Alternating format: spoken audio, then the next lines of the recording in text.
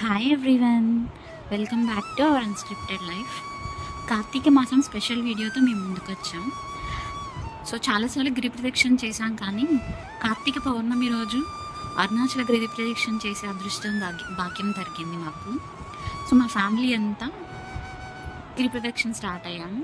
ముందుగా స్టార్టింగ్ దీపం వెలిగించి దేవుడికి దండం పెట్టుకొని గిరి ప్రదక్షిణ స్టార్ట్ చేశాము. అక్కడున్న లింగాలన్నీ దర్శించుకున్నాము. మా ప్రయాణాన్ని మీతో పంచుకుంటున్నాం. మొదటిది ఇంద్రలింగం. ఇది తూర్పు దిశలో ఉంది. ఇక్కడ మనం దేవుణ్ణి జ్ఞానాన్ని మరియు బలాన్ని కోరుతూ ప్రార్థించవచ్చు. పౌర్ణమి కావడం వల్ల ఇక్కడ చాలామంది గిరి ప్రదక్షిణకు వచ్చారు. ఇప్పుడు మనం ఇక్కడ వినాయకుడి విగ్రహం ఉంది కదా, అక్కడికి వచ్చాము. చూడండి ఎంత రష్ ఉన్నారో. నెక్స్ట్ దారి మధ్యలో కొన్ని శివలింగాలను కూడా తయారు చేశారు చూడ్డానికి సందర్శకులకి. చాలా బాగుందండి చూడ్డానికి అయితే. సో తర్వాత అగ్నిలింగం అండి. ఇది అగ్నిదేవుడిది ప్రతీక. దీన్ని మన మనస్సుని ఆత్మని శుద్ధి చేస్తుందని నమ్ముతారు. ఇంద్రలింగం దర్శించుకొని ముందుకు వెళ్తుంటే ఇక్కడ చాలామంది కనిపించారు. ఏంటా అని వెళ్తే అక్కడ అందరికీ నిమ్మకాయలతో దిష్టి తీస్తున్నారండి.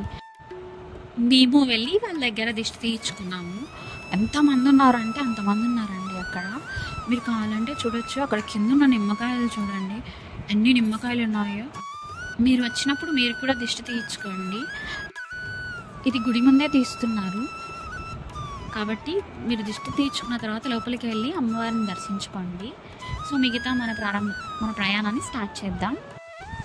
సో పౌర్ణమి వెన్నెలతో ఓం అరుణాచల శివ అంటూ కొండంతా మారుమోగిపోతుంది. కార్తీక పౌర్ణమి కాబట్టి చంద్రుడి వెలుగులతో చల్ల గాలితో ఆ శివుణ్ణి తలుచుకుంటూ అలా ముందుకెళ్తుంటే స్వర్గ అంచుల్లోకి వెళ్ళిన ఆ ఆనందం కలుగుతోందండి. అక్కడక్కడ శివలింగాలను దర్శించుకుంటూ ఆ శివుడిని జపం చేసుకుంటూ ముందుకు సాగుతుంటే ఎంత దూరం నడుస్తున్నా సరే ఆ ఆనందం అస్సలు తట్టుకోలేకపోతున్నాం. వెళుతున్న దారి మధ్యంలో లింగాలే కాకుండా మిగిలిన గుళ్ళు కూడా ఉన్నాయండి. మీరు వచ్చినప్పుడు అన్నిటినీ దర్శించుకునే ప్రయత్నం చేయండి. నెక్స్ట్ యమలింగం అండి. ఇది యముడికి ప్రతీక. తరువాత నైరుతిలింగం. ఇది మనల్ని చెడు శక్తుల నుంచి రక్షిస్తుంది. ఆ తర్వాత దగ్గరలో సూర్యలింగం అండి. ఇక్కడ కూడా వెళ్ళి దర్శించుకోండి. ఆ తర్వాత కొంచెం ముందుకెళ్ళిన తర్వాత సాయిబాబా టెంపుల్ ఉంది. చూడ్డానికి చాలా బాగుందండి. గిరి ప్రదక్షిణ వచ్చినప్పుడు తప్పకుండా వెళ్ళండి.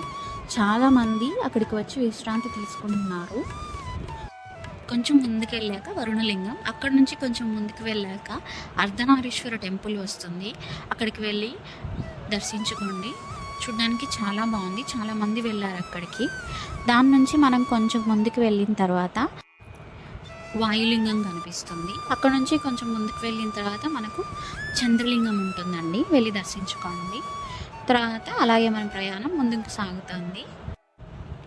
అసలు ఎంత జనాలు వచ్చారంటే అంత జనాలు ఉన్నారండి. ఇది మన కార్తీక పౌర్ణమి కాబట్టి ఇలా ఉంది. తమిళ వాళ్ళ కార్తీక పౌర్ణమికి వెళ్ళినట్టయితే మనం నడవాల్సిన అవసరం కూడా లేదండి. మనసులో దేవుడిని తలుచుకుంటే చాలు, ముందున్న జనాలే మనల్ని తీసుకెళ్ళిపోతూ ఉంటారు. అక్కడ వినిపిస్తున్న నామాలు మాత్రం ఓం నమః శివాయ, ఓం అరుణాచల శివాయ. సో అక్కడ నుంచి ముందుకు వెళ్ళాక మనకి కుబేరలింగం కనిపిస్తుంది. చూడండి చాలామంది ఉన్నారు కుబేరలింగం దగ్గర. మామూలు అన్ని లింగాల కన్నా కుబేరలింగం దగ్గర రష్ చాలా ఎక్కువ ఉంది ఈసారి మేము వెళ్ళినప్పుడు. అక్కడ నుంచి ముందుకు వెళ్తే మోక్ష మార్గం అండి. చూడండి ఎంతమంది రష్ ఉన్నారో మోక్ష మార్గం దగ్గర. వెళ్ళినప్పుడు కొంచెం జాగ్రత్తగా వెళ్ళండి. చూసి లోపలికి వెళ్ళి దర్శించుకొని రండి. లోపలికి దూరడానికి ప్రయత్నించినప్పుడు కూడా చాలా జాగ్రత్తలు పాటించండి. అలా ముందుకు వెళ్తుంటే సర్కిల్లో నంది విగ్రహం కనిపించిందండి. సో చూడడానికి చాలా బాగుంది. కొంచెం ముందుకు వెళ్ళాక వినాయక టెంపుల్. అక్కడ నుంచి ముందుకు వెళ్తే మనకు ఈశాన్య లింగం ఉందండి.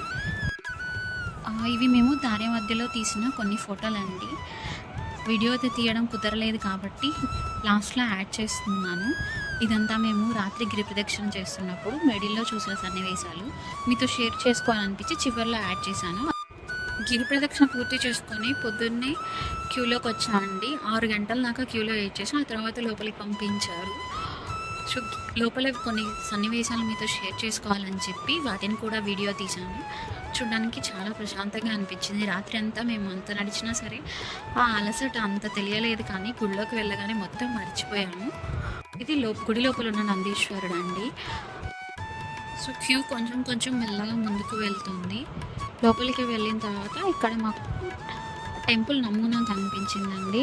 సో టెంపుల్ ఎలా ఉంటుంది దాని నమూనా చూడండి ఒకసారి. అలా ముందుకు వెళ్తూ మా క్యూలో స్లోగా ముందుకు కదులుతుంది.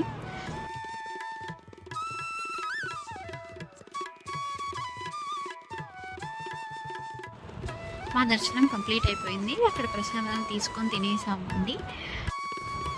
మళ్ళీ తిరువన్నామల వచ్చే దర్శనాన్ని కలిగించాలని శివుని ప్రార్థిస్తున్నా. హర హర మహాదేవ శంభో శంకర.